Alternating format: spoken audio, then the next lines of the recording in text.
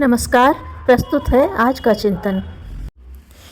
अपने देश में शहरी एवं ग्रामीण दोनों ही क्षेत्रों में कुपोषण एक गंभीर समस्या बनी हुई है। इसके कारण अनेकानेक बीमारियों की दिन दिन बढ़ोतरी होती जाती है। इन बीमारियों से मनुष्य दुर्बल बना रहता है और रुग्णता के छोटे बड़े लक्षण उस पर छाए रहते हैं। ऐसे रोगों में प्रमुख है एनीमिया, बेरी-बेरी, अंधता, सूखा रोग, स्कर्वी आदि। भारतीय चिकित्सा अनुसंधान परिषद के विशेषज्ञों द्वारा किए गए एक अध्ययन में बताया गया है कि अपने देश में कुपोषित व अल्प पोषित महिलाओं एवं बच्चों की संख्या सबसे अधिक है।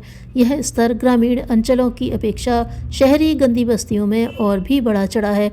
वहाँ अधिक परिवारों में कैलोरी उपभोग काफ़ी अपर्याप्त है। इसी तरह का एक अध्ययन राष्ट्रीय पोषण संस्थान द्वारा किया गया है। इसमें पाया गया है कि देश में 3 वर्ष की उम्र के बच्चे एवं 5 वर्ष तक की उम्र के बच्चे एनीमिया से पीड़ित होते हैं। बच्चे रक्ताल्पता से ग्रस्त हैं, जिसका प्रमुख कारण पोषाहार में प्रोटीन, विटामिन जैसे तत्वों का न होना बताया गया है। कुपोषण और अंधता का तो जन्मजात संबंध है। इसके कारण अपने देश में प्रतिवर्ष हजारों बच्चे अपनी नेत्र ज्योति खोते बैठते हैं। विटामिन ए की कमी के कारण प्रतिवर्ष लाखों बच्चे विभिन्न नेत्र रोगों से ग्रस्त पाए जाते हैं।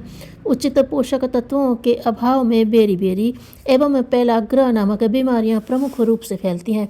अस्थियों की कोमलता भी कुपोषण द्वारा उत्पन्न हुए अभिशापों में से एक है।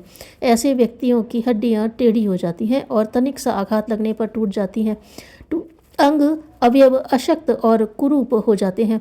सूखा रोग भी इसी प्रकार की बीमारी है। जिस प्रकार बड़ों को क्षय रोग लगता है, उसी प्रकार छोटे बच्चे सूखा रोग से ग्रसित होकर अस्थिपंजर मात्र रह जाते हैं और अकाल मृत्यु के ग्रास बनते हैं।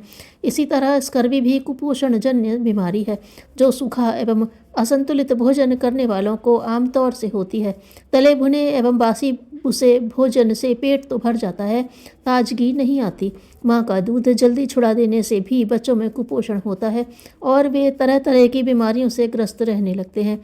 शरीर में रक्त की कमी, त्वचा का पीला और पुलपुला होना, पैरों में जलन, अकड़न भी इसी श्रेणी के रोगों में हैं, जो बताते हैं कि आहार में उपयुक्तता का ध्यान नहीं रखा गया। सूर्य की धूप की कमी, दालों व अनाज के छिलके हटा देना भी ऐसी भूल है जिसके कारण कुपोषण जन्य रोग हो सकते हैं। ऐसे रोगों में गलगंड भी एक है, जो पानी में आयोडीन की कमी के कारण होता है। शरीर को स्वस्थ, बलिष्ठ, निरोग, दीर्घजीवी एवं स्फूर्तिवान बनाए रखने के लिए ऐसा आहार चाहिए जिसमें शरीर की सभी आवश्यकताओं को पूरा कर सकने की क्षमता हो।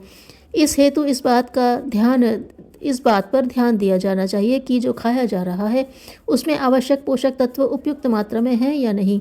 सामान्य अन्न को अंकुरित करके हरे शाक भाजियों पर अधिक निर्भर रहकर तथा दालें और मूंगफली जैसी चिकनाई का समुचित मात्रा में प्रयोग करके गरीब लोग भी उस व्यथा से बच सकते हैं जो कुपोषण के कारण उन्हें सहनी पड़ती है।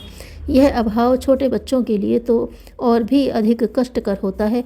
वे न केवल दुबले अविकसित रह जाते हैं, वरन कई प्रकार की बीमारियों से भी घिर जाते हैं।